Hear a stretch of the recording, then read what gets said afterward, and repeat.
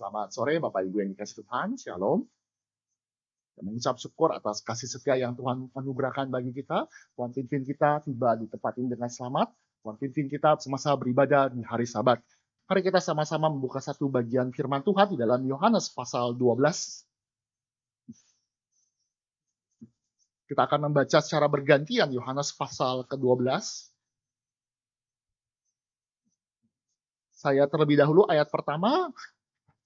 Kita akan membaca sampai ke-8 secara bergantian. Saya akan membaca dalam terjemahan baru yang kedua. 6 hari sebelum Paskah, Yesus datang ke Betania, tempat tinggal Lazarus yang dibangkitkan Yesus dari antara orang mati. Ayat kedua.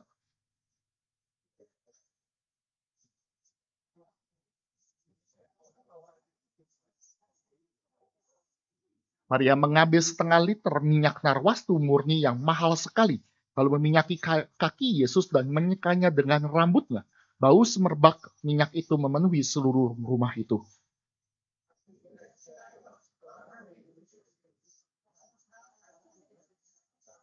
Mengapa minyak narwastu ini tidak dijual 300 dinar dan uangnya diberikan kepada orang-orang miskin?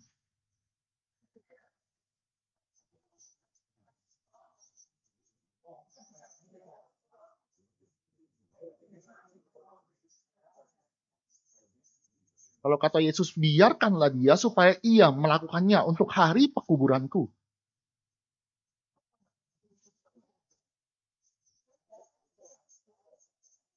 Demikian pembacaan firman Tuhan, mari kita tundukkan kepala, mari kita berdoa. Allah Bapa kami yang bertata dalam kerajaan surga, kami menyerahkan waktu pemberitaan kebenaran firman Tuhan. Kiranya Tuhan boleh memberkati kami, baik hamba-Mu yang akan memberitakan kebenaran firman Tuhan. Kiranya Tuhan urapi, dan kiranya juga Tuhan memberkati, baik yang mendengar dan juga melakukan kebenaran firman Tuhan. Tuhan pimpin dan Tuhan sertai. Dan kiranya kami semua yang mendengarkan boleh dipersiapkan di dalam momen Jumat Agung dan Prapaskah ini. Sehingga kami semakin melihat bagaimana cinta kasih-Mu yang luar biasa kepada kami semua. Terima kasih ya Bapak, di dalam nama Tuhan Yesus, Juru Selamat kami yang hidup, kami sudah berdoa. Amin. Bapak Ibu yang dikasih Tuhan, pernah suatu kali di dalam STT itu mengadakan suatu kegiatan bonding. Apa itu? Waktu saya tahun kedua, nah, jadi para senior termasuk saya itu mau melakukan kegiatan, yaitu naik gunung bersama-sama. Naik gunung, itu ada pendeta Tumpal waktu itu, dia mempersiapkan, kami senat mengumpulkan semua dan mempersiapkan anak-anak baru. Tujuannya apa? Supaya kita mengenal, semua orang itu mengenal, saya mengenal baik staff, baik juga orang-orang yang baru datang, mahasiswa baru, juga dengan manusia senior. Ada tujuannya. Maka apa yang dilakukan? Ya sudah meeting, bikin rundown, bikin segala sesuatu lah, soal bagaimana membuat acara.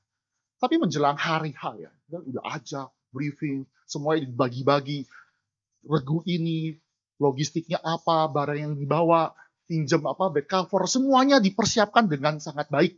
Namun ada satu hal yang dilupakan. Mendekati hari H, kami para senior lupa mempersiapkan fisik. Kami tidak pernah naik gunung. Kami nggak pernah. Maka apa yang terjadi menjelang itu ya kami coba usaha naik. RMC itu 24 lantai. Jadi kita coba naik ke atas. Ya ada yang gagal juga naik lift akhirnya. Tapi itu memberatkan. Dan tibalah benar ketika hari H itu terjadi, termasuk saya gagal. Cuma sampai ke kaki gunung. Ini mau menceritakan apa sih? Terlalu sibuk menjelaskan apa yang di luar, menjelaskan fokusnya kepada hal-hal yang eksternal, mempersiapkan mahasiswa baru, menyambut hal itu baik. Tetapi lupa membereskan apa yang di dalam internal. Maka di dalam Yohanes pasal 12 berbeda. Ketika Yesus melayani secara publik, Yohanes 1-11 adalah pelayanan Yesus di publik.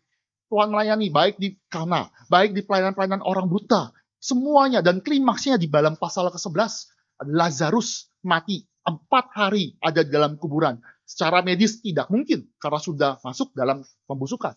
Tetapi Lazarus dibangkitkan. Yesus berkata, akulah kebangkitan dan hidup. Dan disitulah tanda terbesar. Tanda secara publik bagaimana Tuhan melayani orang-orang di sana untuk percaya kepada Dia. Dialah kebangkitan dan hidup. Tapi ketika sudah selesai, ketika pasal 11 sudah selesai, pasal ke-12, Tuhan Yesus mengalihkan fokusnya. Bukan kepada orang-orang di luar sana, kepada publik, karena waktunya sudah lewat.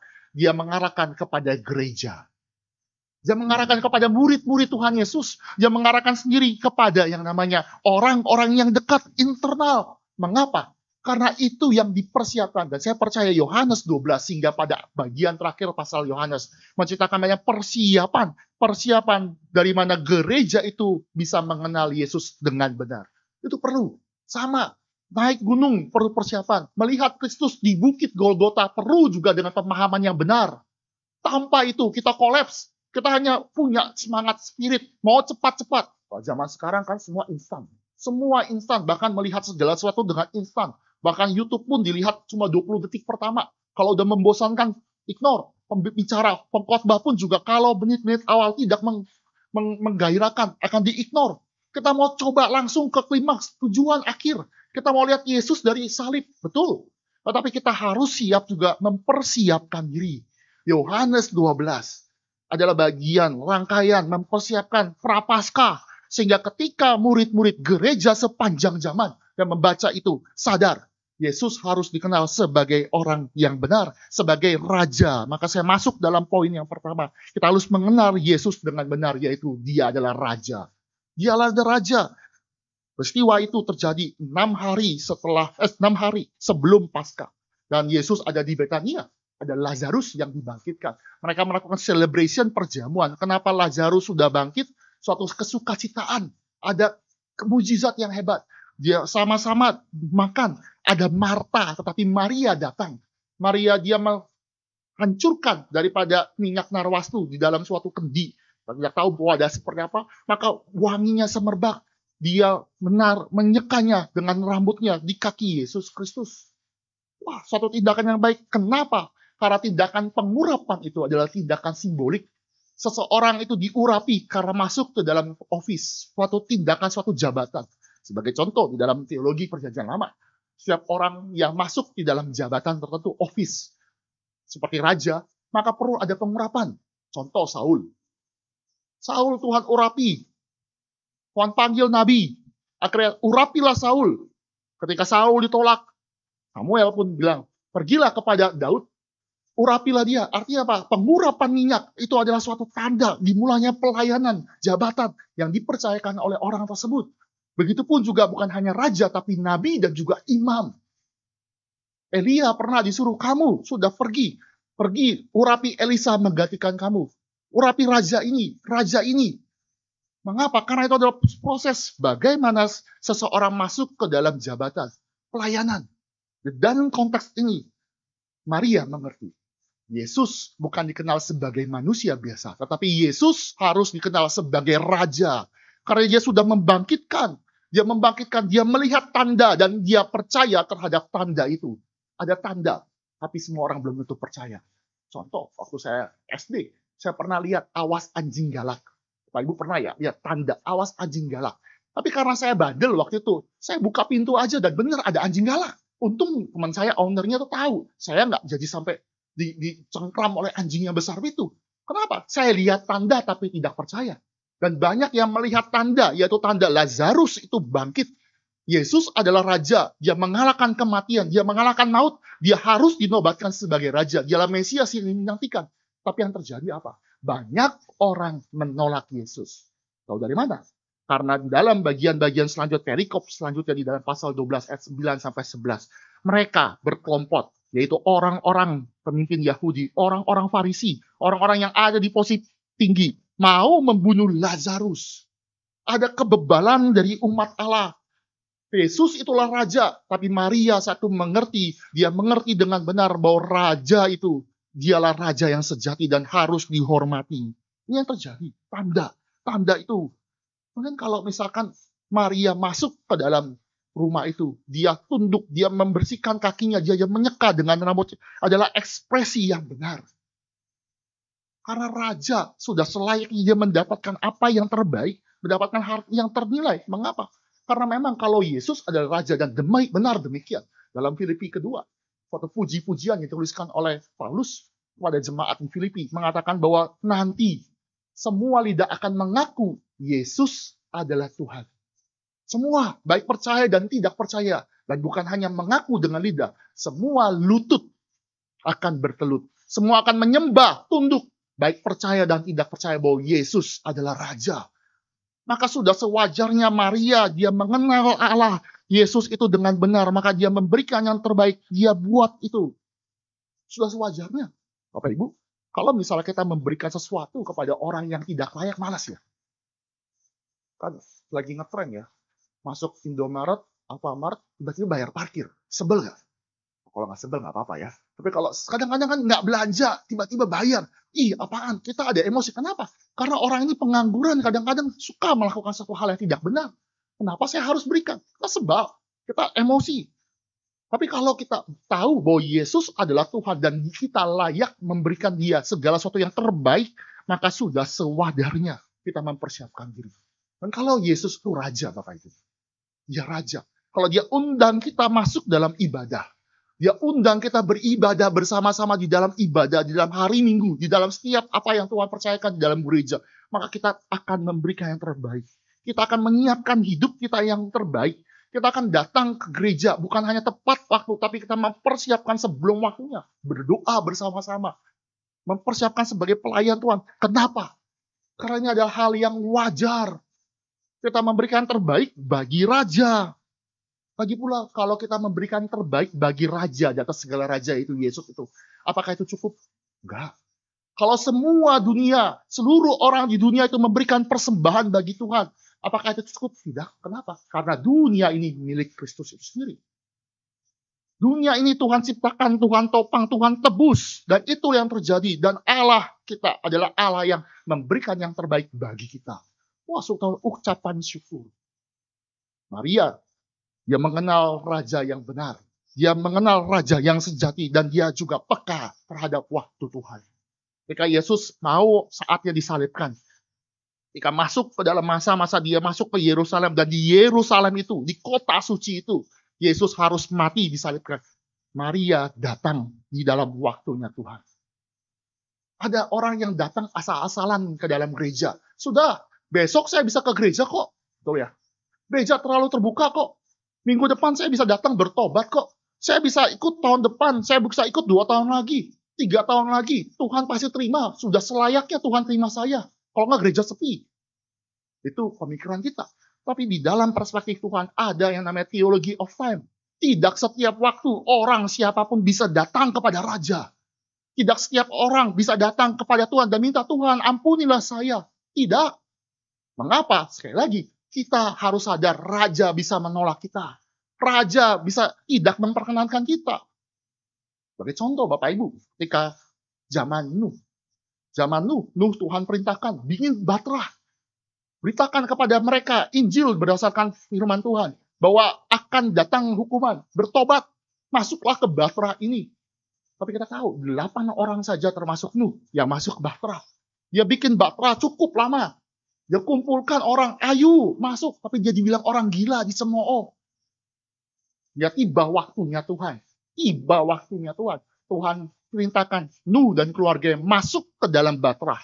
Masuk dan Tuhan tutup pintu itu. Tuhan yang tutup. Dan ketika Tuhan sudah tutup, siapakah yang berhak membukanya? Tuhan tutup.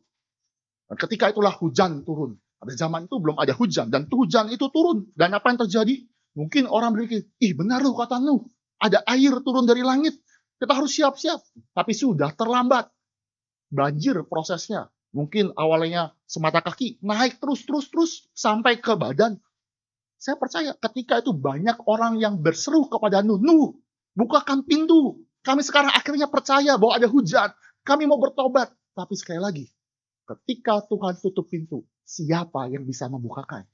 Nuh nggak bisa bukakan, walaupun dia di dalam, walaupun dia berusaha menyelamatkan teman-temannya, sahabat dia, atau tetangganya, dia tidak berhak. Kenapa? Karena waktunya sudah lewat. Tidak setiap saat kita bisa sembarangan datang. Seenak dewe, seenak-enaknya datang. Ini tidak bisa. Kita harus sadar, ada waktu Tuhan, dan kita berikan yang terbaik bagi kemuliaan nama Tuhan. Wah, kalau di zaman Natal ya, kan sukacita ya. Natal kayak zaman pertobatan, Paskah juga sama. Zaman pertobatan, kita dipertobatkan. Wah, sukacita karena ingat Natal, Paskah, napas. Ada lagi kristal ya, Kristen Natal. Atau ada Kristen Intel. Hilang, Intel. Kan Intel nggak boleh kelihatan. Nggak pernah datang ke gereja. Jangan sampai ya. Tapi kita mesti melihat Bapak Ibu ya. Ketika kita tahu ada berita pertobatan, kita harus memberikan yang terbaik dengan cara Tuhan, dengan kebenaran, dengan segala sesuatu yang benar di hadapan Tuhan. Ini suatu kali ya, anak saya kan pertama itu lahir dalam kondisi pandemi, itu semua lockdown, dan ketika lockdown itu ya jaranglah keluar rumah dan sangat takut. Vaksin anak-anak belum ada, sampai sekarang pun juga belum ada. Walaupun sudah kena COVID, sudah. Waktu itu pernah saya ajak ke Indomaret, sukacita, Indomaret, sukacita itu. Pergi jalan-jalan, lihat, wih banyak makanan, dan dia suka Yupi. Anak kecil suka Yupi, walaupun itu nggak sehat. Dia suka Yupi, dia beli. Nah, saya belikan sebagai orang tua, ya belikan sekali-sekali, ya coba. Kan nggak salah ya. Saya belikan Yupi. Satu kali, akhirnya dia pergi jalan-jalan Indomaret sama istri saya. Wah, dia pintar. Dia minta, papa suka Yupi. Tolong berikan. Kenapa? Bukan papa yang suka Yupi, dia suka Yupi. Ya sudah, saya juga bisa makan Yupi lah. Tapi kan nggak banyak. Yupi pun cuma sekecil gitu kan nggak pengaruh. Tapi dia pakai. Yang namanya istri saya akhirnya belikan. Oke. Dan bukan hanya itu saja. Dia ajak pergi lagi ke Indomaret, beli Yupi lagi. Bukan hanya Yupi. Dia beli yang namanya marshmallow. Saya nggak suka marshmallow. Tapi dia bilang, papa suka. Bukan papa yang suka, dia yang suka. Kadang-kadang kita melakukan kepada Tuhan tuh begitu. Tuhan suka kok saya pelayanan ini. Saya suka kok saya memberikan yang seperti ini. Enggak. Kita harus cari tahu kehendak Tuhan yang benar. Kita tahu theology of time, waktunya Tuhan, cara Tuhan yang benar di hadapan Raja dengan cara yang benar, memandang Tuhan dengan benar. Baru kita bisa memberikan yang terbaik. Kita nggak sembarangan, Bapak Ibu. Kita nggak bisa sembarangan kepada Tuhan. Tetapi Maria sadar, dia memberikan yang terbaik. Dia melihat bahwa inilah Raja yang sejati. Tapi firman Tuhan berbicara kepada kita bahwa mengenal Yesus sebagai Raja harus di dalam perspektif yang benar. Yesus adalah Raja, betul. Yesus adalah Raja, tetapi harus dilihat dalam perspektif kematian. Maka Yesus menjawab, simpanlah itu sampai hari pekuburanku. Sekarang kita coba-coba ya, kita slow down dulu ya. Bayangkan Bapak Ibu jadi Maria. Udah kasih yang terbaik. Waktunya pas kepada Tuhan. Respon Tuhan, simpan. Kan sama aja ya, kayak orang pelayanan capek-capek, udah berikan yang terbaik, udah nanti aja. Saya nggak terima. Kan emosi nggak? Emosi lah. Ini udah kasih yang terbaik, kok Yesus nggak kayak menolak itu. Kayak seperti orang lagi semangat dituangkan air dingin, kan nyebelin ya. Tapi tujuan daripada Yesus berkata demikian, supaya Maria bertumbuh. Kadang-kadang pemikiran kita tentang konsep raja itu perlu dikoreksi. Pemikiran kita Yesus raja, betul. Tapi raja itu adalah raja yang harus ditinggikan, artinya disalib dahulu. Baru dia mendapatkan segala kemuliaan. Kadang-kadang kita lupa. Kita lupa kenapa? Karena sering sekali nyanyi lagu di sekolah minggu. Aku anak raja. Engkau anak raja. Kita semua anak raja. Senang ya raja. Semua kata raja. Itu betul. Yesus adalah raja. Itu betul. Tetapi kita harus melihat di dalam perspektif yang benar. Perspektif yang benar bahwa ketika kita melihat Yesus sebagai Raja, dan Raja itu harus dimahkotai duri. Ada kematian, ada salib, memuliakan Allah harus di dalam perspektif yang benar, yaitu kematian. Tidak bisa lepas. Mari kita buka satu bagian firman Tuhan, di mana Wahyu pasal ke-5. Kita baca secara bergantian, biar Bapak Ibu bisa melihat konteksnya. Wahyu pasal 5 ayat 1-6. Ini ketika Yohanes melihat penglihatan di Pulau Patmos dan melihat kitab yang dimateraikan dan anak domba. Kita baca bergantian, saya ayat pertama, Bapak Ibu melanjutkan, dan kita sampai kepada ayat ke-6. Aku melihat di tangan kanan dia, aku itu mengacu kepada Yohanes. Aku melihat di tangan kanan dia yang duduk di atas tahta itu sebuah gulungan kitab yang ditulisi sebelah dalam dan sebelah luarnya, dan dimateraikan dengan 7 materai. Ayat kedua.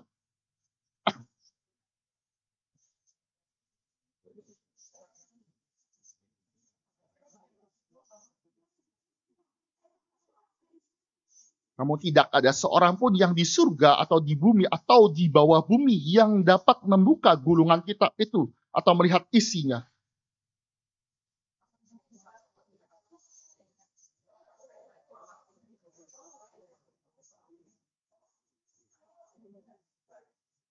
Berkatalah seorang dari tua-tua itu kepadaku, janganlah menangis, lihatlah singa dari Yehuda, yaitu Tunas Daud telah menang, sehingga ia dapat membuka gulungan kitab itu dan membuka ke-7 materainya.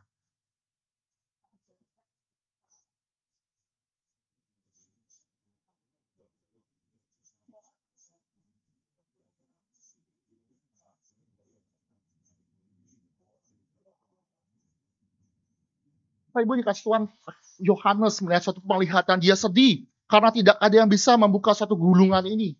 Tapi tua-tua itu melihat, memberitahukan suatu kebenaran.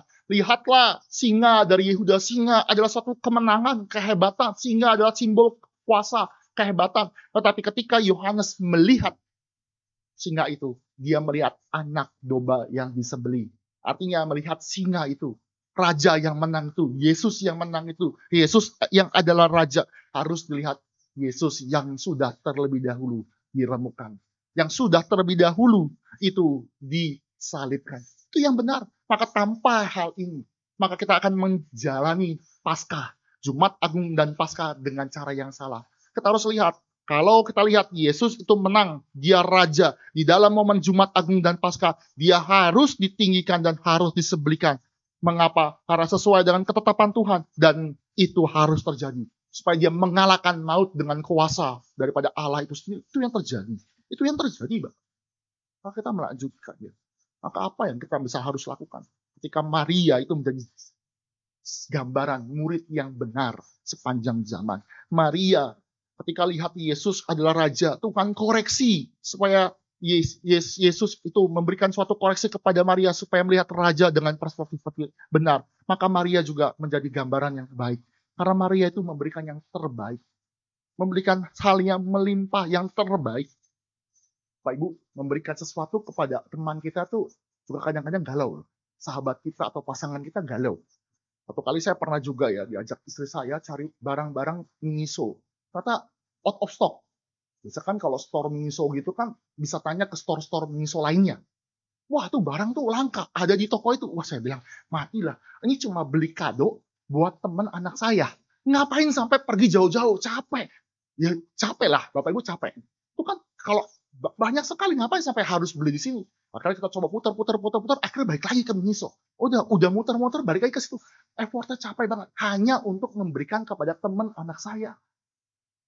Sekarang Maria sadar, dia memberikan yang terbaik, dia memberikan setengah liter, itu sekitar 300 gram minyak murni.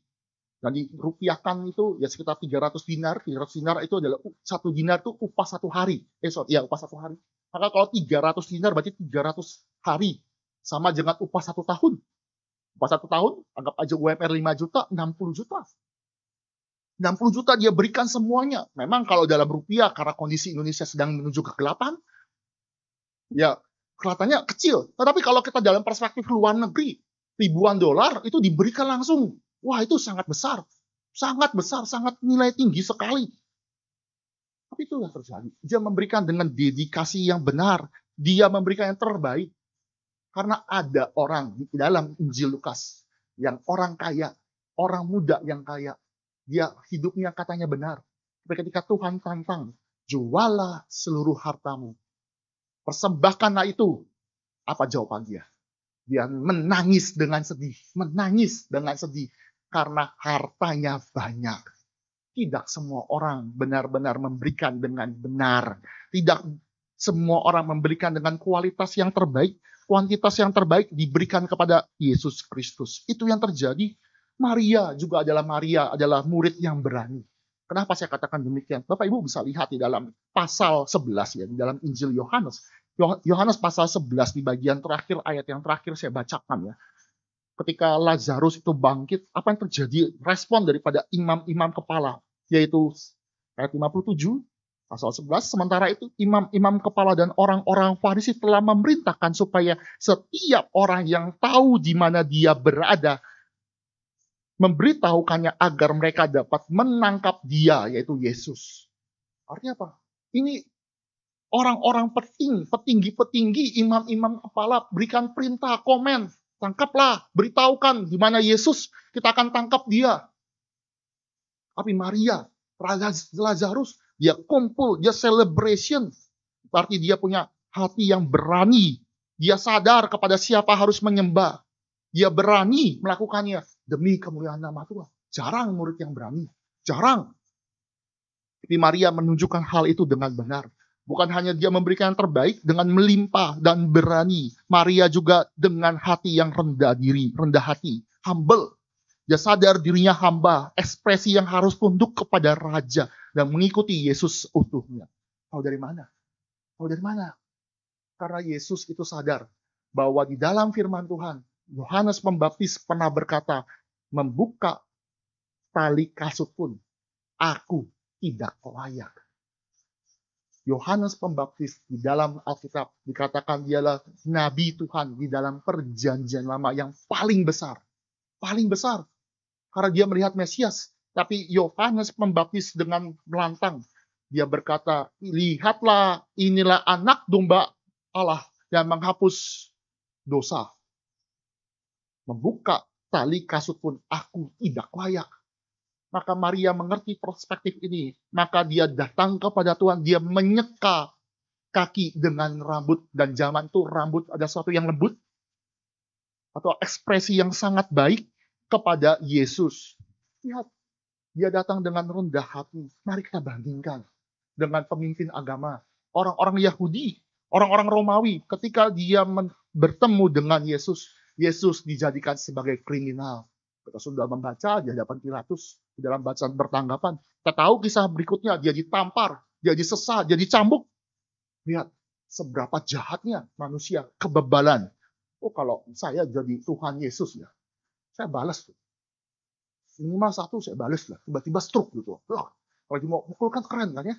Lagi dramatisir. Mau angkat itu kan. Pojok stroke satu. Kan keren kan ya. Tapi enggak. Kenapa Tuhan mengasihi kita? Itu pukul. Itu pencipta langit dan bumi, dia membiarkan dirinya dicemooh, membiarkan dirinya dipukul. Kenapa? Karena dia mengasihi kita. Lihat, beda sekali. Maka implikasinya, Maria menjadi gambaran. Dia berani dihancurkan hartanya, dihancurkan. Dia berikan yang terbaik kepada raja di atas segala raja. Dia juga ditundukkan, pemikiran dia mungkin salah. Dia lihat perspektif dia raja yang salah. Mungkin perspektif dia kurang benar, tapi dia dihancurkan pemikirannya melihat raja di dalam perspektif salib. Kita harus punya demikian. Kadang-kadang pemikiran kita ada yang salah. Kita siap dikoreksi. Kadang-kadang pemikiran kita mungkin error. Siap dikoreksi, bukan berdebat. Gereja Reform hati-hati, suka debat. Mari kita lihat. Jangan. Kita siap dikoreksi. Kalau memang kita ada kesalahan, marilah kita melihat dengan benar. Sama-sama.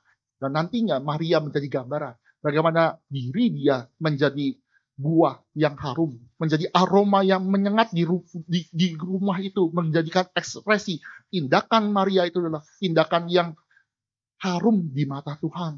Ini mengapa? Karena Maria itu duduk dekat dengan kaki Yesus. Alkitab selalu mencatatkan Maria itu selalu dekat dengan kaki Yesus. Itu bukan berarti dia itu duduk di kaki, bukan. Itu adalah ekspresi di dalam suatu peribahasa orang Ibrani. Itu adalah ekspresi apa? Bahwa dia mendengarkan setiap ajaran Yesus Kristus. Dia menerima ajaran dengan benar, dengan hati yang terbuka, sehingga dia bisa mengenal menjadi orang yang berbuah banyak. Itu yang terjadi. Atau kali ketika saya mempersiapkan bahan, saya membaca dalam komentari dari Boyce, James Montgomery Boyce, seorang pastor reform di Philadelphia, di sana, di Amerika. Dia memberikan ilustrasi dan saya mengutip ilustrasinya beliau, bahwa ketika itu ada seorang muda ikut retreat bersama dengan pastor yang sangat pintar. Pastor satu pintar, dia punya pengalaman teologis Alkitab yang sangat baik. Mereka bersama-sama pergi ke dalam kereta itu dengan jalur kereta. Bayangkan kereta ya. Dalam kereta itu dia duduk dekat bersama-sama. Di tengah perjalanan itu ternyata si muda itu membaca surat kabar. Sedangkan pastor yang pintar, yang punya kemampuan yang sangat baik, dia baca Alkitab. Dia baca. Hingga suatu kali yang muda itu berkata kepada pastor, saya pengen loh seperti Bapak, pintar, bisa belajar firman Tuhan, bisa mengerti firman Tuhan, bisa berkhotbah dengan baik. Tapi apa jawaban si pastor itu? Kamu mau pengen belajar firman Tuhan, kamu baca Alkitab aja enggak. Kamu baca hanya surat kabar, gimana bisa? Gimana kita mau berkata mau berbuah banyak? Bagaimana kita mau pelayanan yang memuliakan nama Tuhan tapi baca firman Tuhan enggak bisa, enggak mau. Firman Tuhan di dalam Yohanes 15, jika kita semua tinggal dekat, melekat dengan pokok anggur itu, maka kamu pasti berbuah banyak. Banyak orang Kristen tidak mau berbuah banyak. Kenapa? Karena tidak mau dekat dengan firman Tuhan. Maria duduk dekat. Ketika Marta melayani, Maria duduk dekat, mendengarkan kebenaran firman Tuhan. Maka menantang kita semua. Jika kita mau mencintai Tuhan, cintailah kebenaran firman Tuhan. Jika kita mau memberikan yang terbaik bagi Tuhan, pelajari kebenaran firman Tuhan. Karena yang menuntun hidup kita supaya kita berbuah harum di hadapan Tuhan. Sekarang kita bandingkan. Tadi kita bicara dalam Yohanes pasal 12, ada Maria. Alkitab mencatatkan juga ada murid yang gagal. Murid yang dekat secara fisik, tetapi hatinya tidak terpaut dengan Tuhan. Dia tidak mengenal siapakah raja ini, tapi dia gagal mengenal siapakah Yesus. Dia hanya mengenal uang, yaitu Yudas. Yudas, menarik ya. Yudas itu ada percakapan Yudas yang pertama kali dicatatkan di sini. Pertama kali dicatatkan, dia ngomongin duit. Tapi Yudas itu ya, udah kelihatan. Alkitab nggak mencatatkan banyak percakapan, tapi percakapan yang pertama nih ngomongin duit, selain dia menjual Tuhan Yesus. Artinya apa? Memang dia itu hati dia digeser dengan yang namanya uang. Dia cinta uang, dia melakukan manipulasi. Banyak kan ya? Ini kan keren ya. Kenapa nggak dijual 300 dinar dan diberikan kepada orang-orang miskin? Kan perkataan itu sering kita dengar ya. Ini atas nama rakyat. Pilihlah saya. Karena saya mendukung rakyat. Enggak juga kan, rakyat yang mana? Banyak. Dan Yudas menggunakan manipulasi. Membawa kata orang-orang miskin. Sebenarnya dia saat itu Alkitab, dia pengen untuk melakukan tindakan yang tidak benar. Dia mau mencuri. Yudas merasa bahwa parfum, wangi-wangian, minyak narwastu yang dipecahkan oleh Maria kepada Yesus itu miliknya. Padahal itu bukan miliknya. Bukan milik Maria. Tapi dia lihat, ini dalam psikologi kadang-kadang ada orang seperti ini ya. Bukan miliknya tapi diklaim. Bapak Ibu, kalau misalkan semua orang di sini setiap ulang tahun dapat hadiah, pasti kan ngebet-ngebet juga ya. Pasti pengen juga kan dapat hadiah ya. Kalau semua orang di sini dan tibalah kita, misalkan saya hari ulang tahun, pasti kan berharap dapat hadiah ulang tahun. Dan ternyata saya tidak dapat. Ucapan selamat pun nggak ada. Marah kan? Ya marah lah. Kenapa? Padahal harusnya kan nggak marah. Kenapa? Karena kan memang nggak harus orang tahun dapat kado, betul ya? Tapi karena semua orang pas dilihat, dapat kado. Rasa kepemilikan yang bayangan ini pengen dilakukan oleh Yudas juga. Mereka mengharapkan, dia lihat minyak padahal itu bukan milik dia, milik Maria. Tapi dia tahu, itu kalau dipersembahkan bagi Yesus, dia peralat Yesus, peralat Allah. Peralat raja ya, peralat Allah. Kalau dipersembahkan saya bisa dapat personal gain. Tidak. Dan ternyata benar. Yudas tidak pernah mengenal siapakah Yesus itu. Dia jual gurunya. Alkitab sekolah minggu sudah menjelaskan. Yesus dijual 30 keping. Harganya cuma 120 dinar. Cuma sepertiga. Dia jual. Gurunya. Dia jual sumber kehidupan dengan uang. Nggak masuk akal ya. Kadang-kadang nggak masuk akal ya. Tapi itu namanya dosa. Kita sudah membaca dalam bacaan bertanggapan. Ketika Pilatus bilang, hari Paskah, silakan pilih. Mau bebaskan raja orang Yahudi yaitu Yesus atau penyamun bernama Barabas. Orang-orang banyak pilih Barabas. Gila nggak? Nggak masuk akal. Dan kalau kita di posisi itu, pasti juga kita memilih Barabas. Kenapa? Karena dosa itu nggak masuk akal. Contoh ya, saya waktu persiapan di dalam khotbah di Cikarang itu kan ngomongin tentang dosa, saya lihat Instagram, dan tentunya boleh lah ya, hamba Tuhan lihat Instagram, lihat Reels gitu. Ketika lihat gitu, saya lihat ada hal yang menarik ya. Jadi ada quiz, ada ya quiz lah, quiz apa di luar negeri ya. Jadi seorang anak kecil itu duduk, ada hostnya itu, di situ dia, saya nggak tahu tuh babak bonus atau apa, tapi di dalam host itu memperlihatkan satu tirai. Bapak Ibu bayangkan ya tirai, itu dia dapat hadiahnya apa? Hadiahnya family trip. Jadi anak kecil ini, perempuan, dapat hadiah di dalam tirai pertama itu family trip ke Dubai. Nah, jadi anak itu tanya, Dubai itu apa? Dubai itu apa? Nah, intinya host itu menjelaskan, itu tempat yang baik, ada pasang pasir, tapi itu tempat yang enak. Oke, sebelum dia pilih itu, ternyata hostnya juga pintar lah ya. Dia buka tirai kedua. Dia perlihatkan hadiah kedua. Hadiah kedua adalah jerapah, boneka jerapah yang gede, yang bisa dihuhat ya, dipeluk itu bisa. Mungkin kalau anak kecil tuh Semuanya penuh gitu. Nggak pakai lama ya. Itu anak kecil pilih nomor 2. Bapaknya yang nonton, yang ada di balik studio tepuk jidat. Aduh, anakku nggak kurang briefing nih. Pilih nomor 1 dong, lebih bernilai. Masa pilih jerapah yang dipeluk buat apa? Kadang-kadang kita, kalau mungkin kita lucu ya. Kok anak itu salah ya pilih. Kita bisa jadi salah di dalam hal spiritual. Kita jual Kristus, jual Yesus demi jabatan. Kita jual Yesus demi pacar. Kita jual Yesus demi pasangan. Tinggalkan segala sesuatu. Kalau kamu mau dapat posisi tertentu, tinggalkan imanmu. Itu seperti Yudas. Jual kehidupan. Jual sumber kehidupan. Jual yang namanya Yesus sebagai sumber hidup dan harta yang kekal itu. Demi sesuatu harta yang sia-sia. Dan banyak orang demikian. Maka kalau kita nggak mempersiapkan Paskah di zaman Prapaskah ini dengan benar, mungkin suatu saat nanti kita akan jual Yesus seperti Yudas. Karena banyak orang di luar sana, saya mau naik gaji, tapi saya harus tinggalkan iman saya. Saya harus menikah, tapi kamu harus tinggalkan iman kamu. Tinggalkan Yesus, nikahlah dengan saya. Banyak itu terjadi dan fenomena itu terjadi. Dan banyak orang jatuh di dalam hal itu. Itu adalah pilihan yang tidak masuk akal, tapi dosa membuat hal itu menjadi hal yang lumrah. Maka Bapak Ibu menjadi panggilan bagi kita. Jangan seperti Yudas, jangan seperti orang murid yang tinggal dekat dengan Yesus, tetapi tidak pernah mengenal, memperlakukan Yesus sebagai raja, tapi membuat hidup dia sebagai raja di atas segala raja, dirinya sendiri. Murid ini gagal mengenal Allahnya. Murid ini gagal mengenal gurunya karena dia menyerahkan gurunya. Lihat. Dia gagal. Dia bahkan katakan salah satu penafsir mengatakan dia mempertuhankan orang lain. Dia mempertuhankan. Dia tidak pernah mengenal. Dia nggak pernah beribadah kepada Tuhan selama dia ikut Yesus Kristus. Mengapa? Ini kadang-kadang kan suka dikontraskan ya. Kan kasih minyak kepada Yesus. Yesus berkata bahwa orang-orang miskin itu ada di sekitar kita. Biarkanlah itu. Biar Maria itu memberikan yang terbaik. Ini dalam tafsiran yang saya baca, itu adalah the office of the king. Artinya apa? Itu adalah beribadah kepada Tuhan. Itu hal yang primary sebagaimana orang percaya. Memberikan, beribadah, itu adalah hal yang utama. Tapi tidak boleh dikontraskan dengan pelayanan diakonia.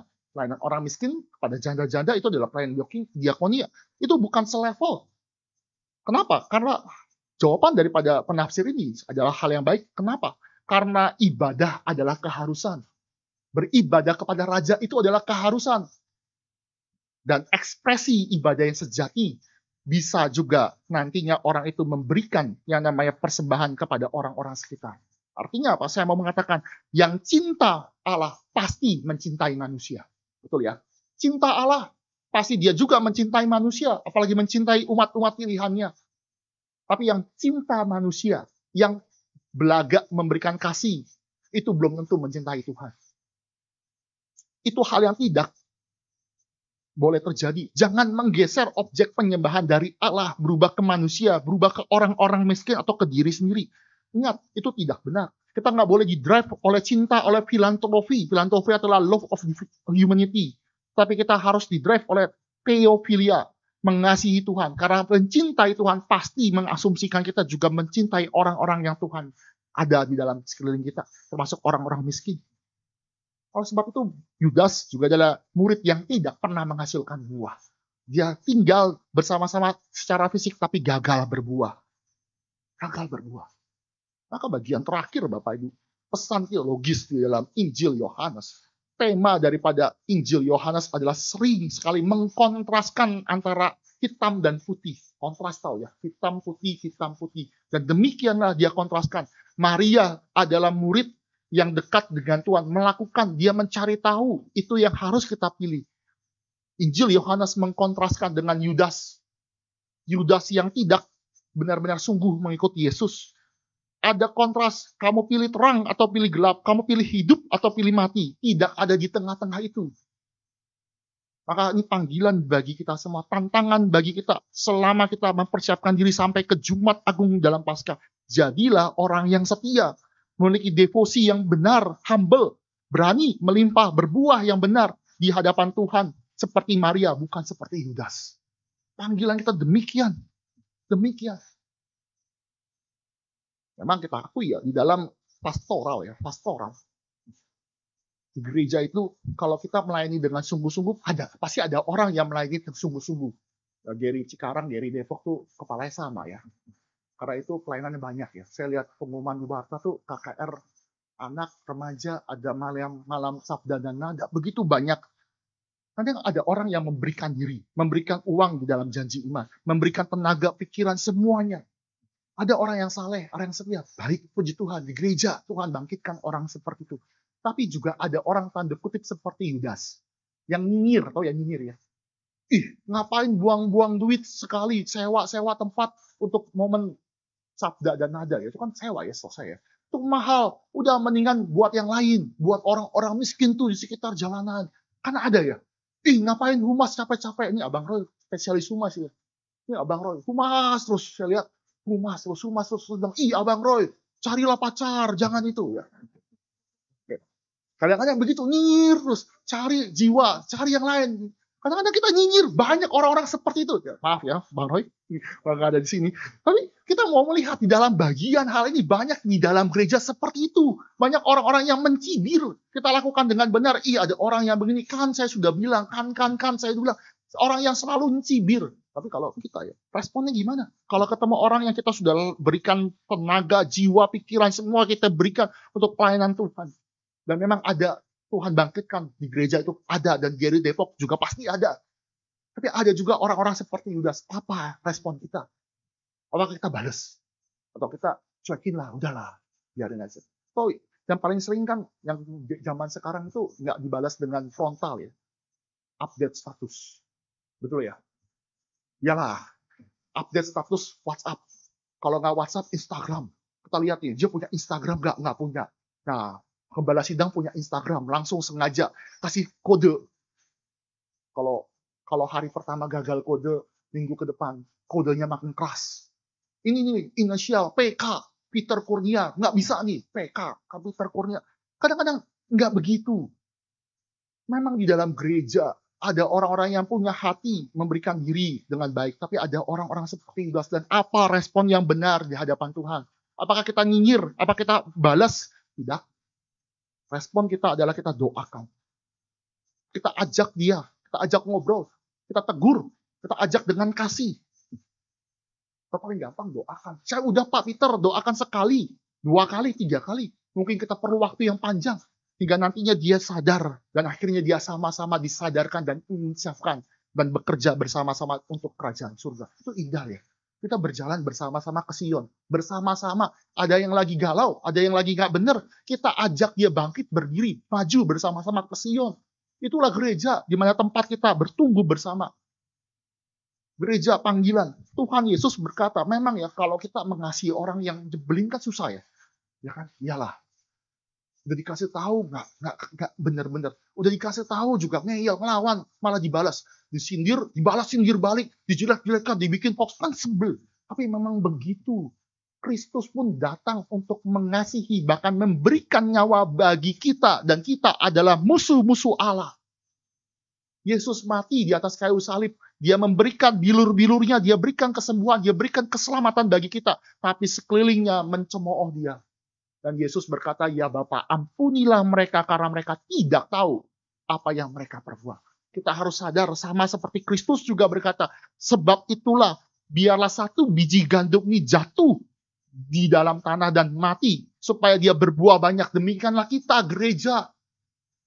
Tubuh Kristus memang harus diremukkan, maka kita juga harus diremukkan. Gereja, sacrifice, memang sudah seharusnya.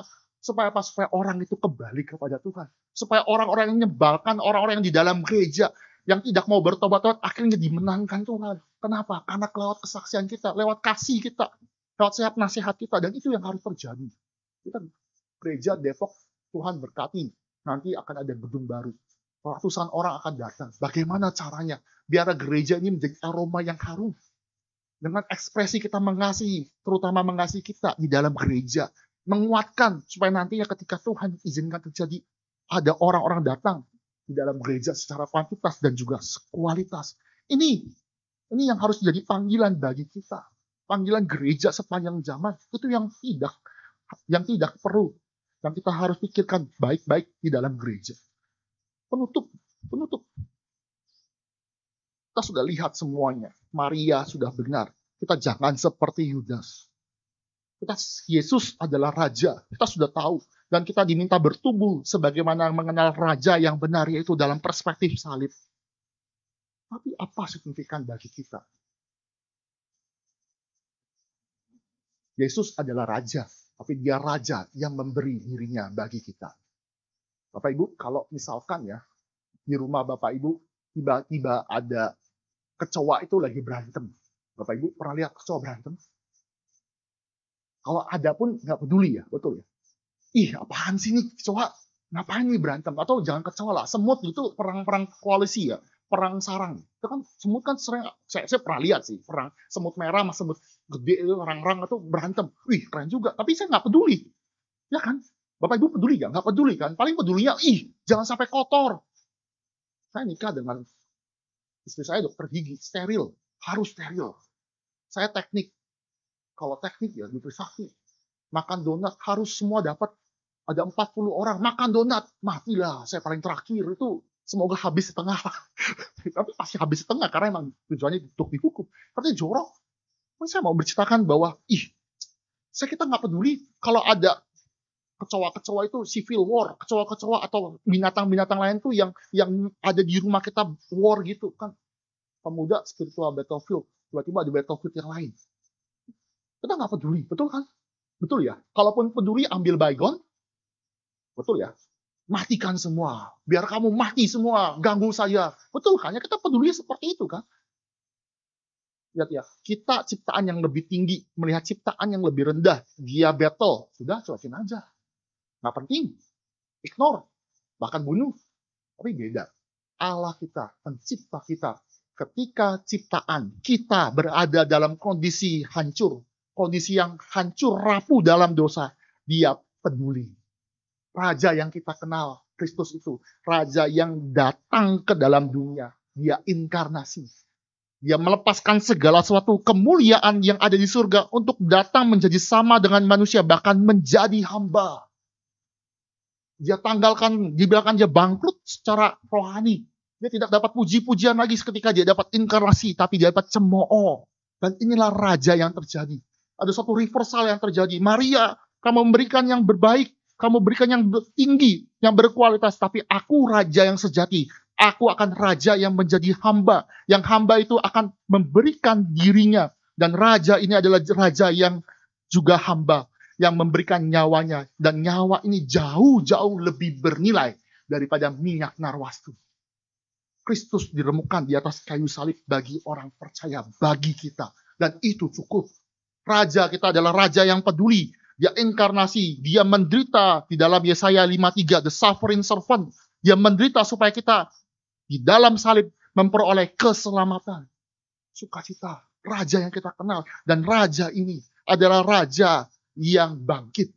Mengalahkan kematian. Mengalahkan maut.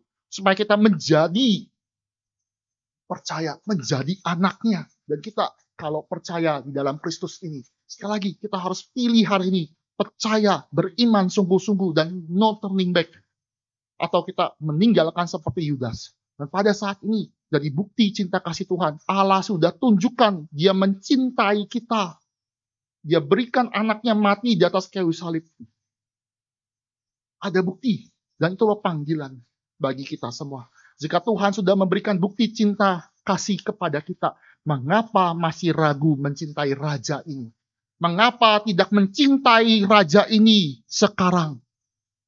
Bila kita nanti mempersiapkan anak manusia ditinggikan, marilah kita mempersiapkan dengan benar, karena Raja ini sudah diremukkan, dihancurkan, sehingga kita boleh memperoleh keselamatan. Kiranya firman Tuhan memberkati kita, menguatkan kita dalam setiap pergumulan kita. Mari kita berdoa dan kita masuk di dalam doa.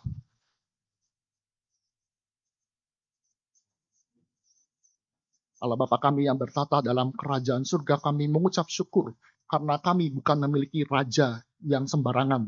Kami mengucap syukur karena kami bukan mengenal raja yang sia-sia, tetapi raja yang memberikan dirinya mati di atas kayu salib. Oleh sebab itu, berikanlah kami anugerah keselamatan, supaya kami dipersiapkan menyadari cinta kasih-Mu yang luar biasa bagi kami, bagi gereja. Kami berdoa ya Bapak, kiranya Tuhan mempersiapkan kami ketika Jumat Agung, ketika Paskah, kami semua boleh bersyukur atas pengorbanan Kristus di atas kayu salib. Inilah cinta kasih-Mu yang begitu besar. Kau mengutus Kristus mati di atas kayu salib.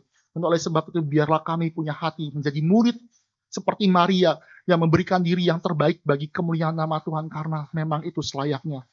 Memberikan diri kami sebagai pekerjaan Tuhan. Tuhan berkatilah gereja ini sebagai gereja yang menyenangkan hati Engkau. Menjadi aroma yang wangi menyenangkan Tuhan dan sesama. Tuhan pimpin para pengurus, aktivis, para pemuda, orang-orang melayani dalam guru sekolah minggu, orang-orang yang melayani di dalam pemberitaan kebenaran firman Tuhan. Kiranya Tuhan pimpin dan memberkati. Biar kami sebagai gereja Tuhan terus berbuah banyak. Inilah doa kami, inilah seru kami. Di dalam nama Tuhan Yesus, Juru Selamat kami yang hidup, kami sudah berdoa. Amin.